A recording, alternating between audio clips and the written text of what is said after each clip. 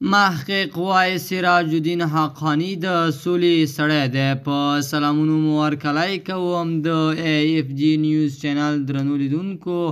سلام، ستړي مشئ، وخت مو په خیر. پام راګرځوم د دې ساعت مهم خبر ته او په سر کې یادونه کوم ملګرو که مو چینل نوي سبسکرایب کړی د مهمو خبرونو لپاره در سره AFG نیوز چینل په درنښت سره سبسکرایب کړئ.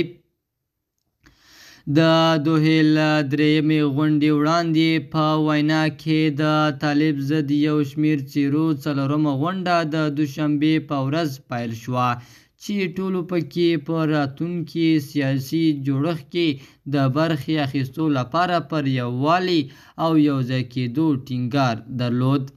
په دې غونډه کې د هزاره یو مشر محمد محقق وویل د طالبانو کورنیو چارو وزیر سراج الدین حقانی بین الافغاني مذاکراتو ته لیوالتیا لري.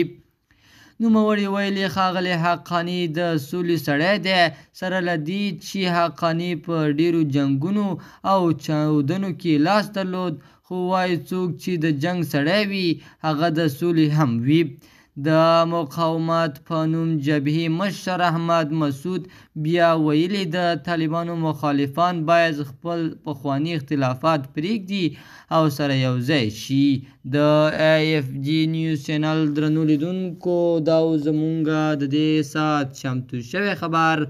د نورو تازه او مهمو خبرونو لپاره در سره AFG نیوز چینل په درنښت سره سبسکرایب کړئ. تر بیا ښې چارې، د الله په امان.